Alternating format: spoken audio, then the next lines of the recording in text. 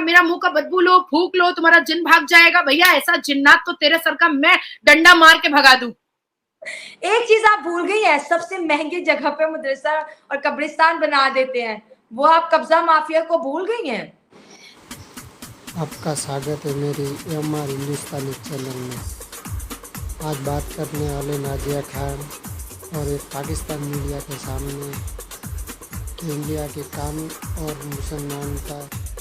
मुसलमान का शरिया और कानून में कितना फ़र्क है। देख वीडियो चालू करके लास्ट तक देखना। धन्यवाद।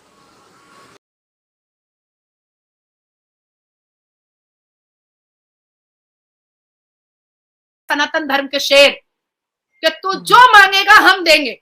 और ये है लल्लू पंजू बंदर छाप, सड़क छाप, मदरसा छाप कि मस्जिद का डॉक्यूमेंट मांग लिया गया तो चोर की चोरी पकड़ा गई और दाढ़ी में तिनका पकड़ा गया, पूरी दाल काली निकल गई कि अब हाय हाय करके सीना पीटने लगे, मेरा इस्लाम खतरे में, मेरा इस्लाम खतरे में। ये बोलने से क्या होगा?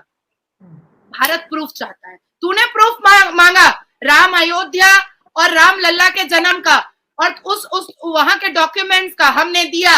अब तू दे जामा मस्जिद का, तेरे बाप का जामा मस्जिद नहीं है।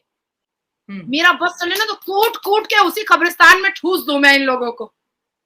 भाई ना कब्रिस्तान के अंदर से किसी को आना है और ना ही बाहर टहलने वाला आदमी कब्रिस्तान में कोई जाना चाहता है। तो भैया तुझे मार्बल और टाइल्स चाहिए क्यों कब्रिस्तान में? उसके हस्बैंड उसके साथ ब्लो जॉब करते थे, मुस्लिम। उसका यहाँ पर मैंने स्टिचेस करवाए थे डॉक्टर्स को बुला करके। ये है इस्लाम के मानने वाले मुसलमान। तो तुम कौन सा काफिर बोल रहे हो? किसको बोल रहे हो? कहां बोल रहे हो? क्यों बोल रहे हो? तुम्हारा कुरान कह रहा है एनिमीज ऑफ इस्लाम के बारे में इन लोगों का नाम ले रहा है, तो तुम हिंदुओं को काफिर क्यों बोल रहे हो? तुम्हारे कुरान ने नहीं बोला। पूरी दुनिया को यह बताने की कोशिश की है कि मुसलमान औरतें बहुत ही आवारा और बच्चलन होती हैं जो अपने पीरियड्स का इंतजार करते रहती हैं कि पीरियड्स होगा और हम सेक्स करेंगे। क्या हम ऐसे हैं? हम ऐसे तो नहीं है। मुझे तलाक से मुक्ति दे दो, मुझे मेंटेनेंस दिलवा दो। तब कांग्रेस ने क्या किया कि उनकी जुबान को बंद करने के लिए हर वो हथकंडे अपनाए जो उनको नहीं अपनाना चाहिए था। तो गेरवे कपड़े में अगर एक योगी महाराज मुसलमान औरतों के आंख के आंसू को पोंछ रहे हैं तो प्रॉब्लम कहां पर आता है भैया? प्रॉब्लम कहां पर आता है? एक कानून की बात हो रही है, वो औरत, ये प्रॉफेट मोहम्मद कह रहे हैं कुरान में, वो औरत जो लीडरशिप करती है वो देश, वो कंट्री, वो घर बर्बाद हो जाता है। वो तो हिंदू है, वो तो काफिर है। भैया जाग जाओ मुसलमानों, जाग जाओ। Enemies of Islam, enemies of Islam Abu जहल।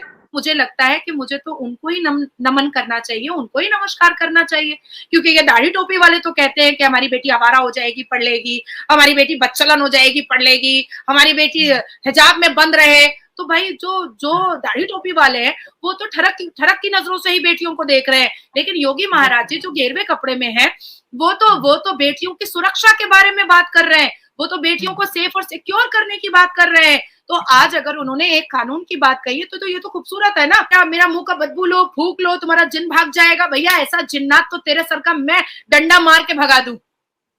एक चीज आप भूल गई है, सबसे महंगी जगह पे मदरसा और कब्रिस्तान बना देते हैं, वो आप कब्जा माफिया को भूल गई हैं। हेलो फ्रेंड्स, अस्सलाम वालेकुम, नमस्ते, सत श्री अकाल, और आप देख रहे हैं मेरा खास शो डिबेट विद शाइला। आज हम बात करेंगे उत्तर प्रदेश से योगी आदित्यनाथ की, जो हमेशा सुर्खियों में रहते हैं अपने लॉ एंड ऑर्डर की वजह से। हम बात करेंगे एक दफा फिर उत्तर प्रदेश में मुसलमानों पर एक बहुत बड़े जुल्म की आवाज उठाई जा रही है।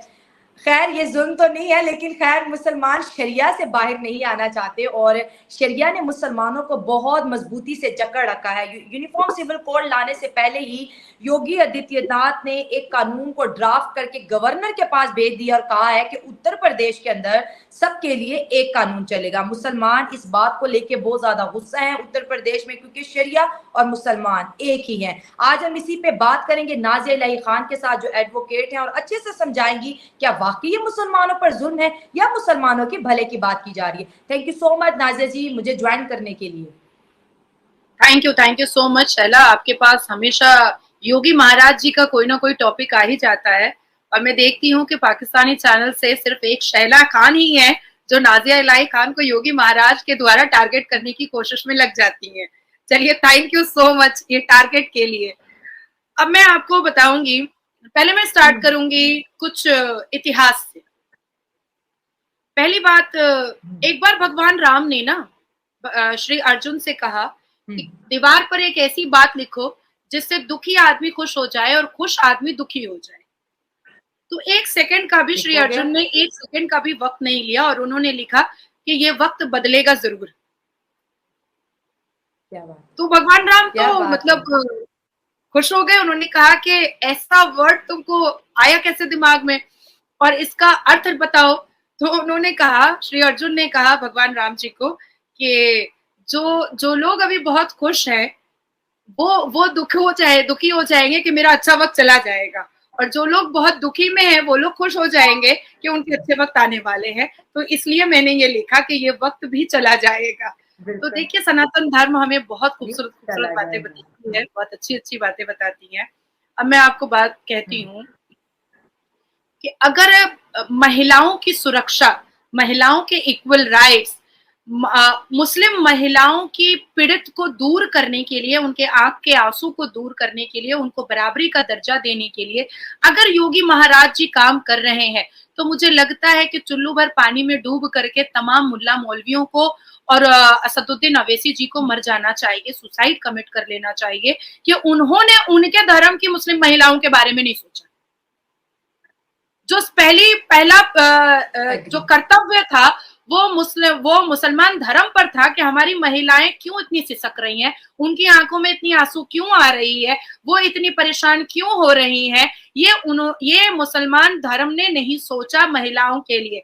अब मैं आती हूँ 1984 में, जब शाहबानो और सायरा बानो ने सुप्रीम कोर्ट में गुहार लगाई थी कि मुझे तलाक से मुक्ति दे दो, मुझे मेंटेनेंस दिलवा दो। तब कांग्रेस ने क्या किया कि उनकी जुबान को बंद करने के लिए हर वो हथकंडे अपनाए जो उनको नहीं अपनाना चाहिए था, जो एक औरत की गुहार को सुनना चाहिए था, उसके दर्द को समझना चाहिए था। पर कांग्रेस के वक्त में मुसलमानों ने, इमाम बुखारी ने या किसी ने भी, किसी मुसलमान से लेकर के कांग्रेस की पार्टी ने नहीं सुना। तो गेरवे कपड़े में अगर एक योगी महाराज मुसलमान औरतों के आंख के आंसू को पोंछ रहे हैं, तो प्रॉब्लम कहां पर आता है भैया? प्रॉब्लम कहां पर आता है? एक कानून की बात हो रही है। मैं पूछना चाहती हूं कि अगर एक कानून में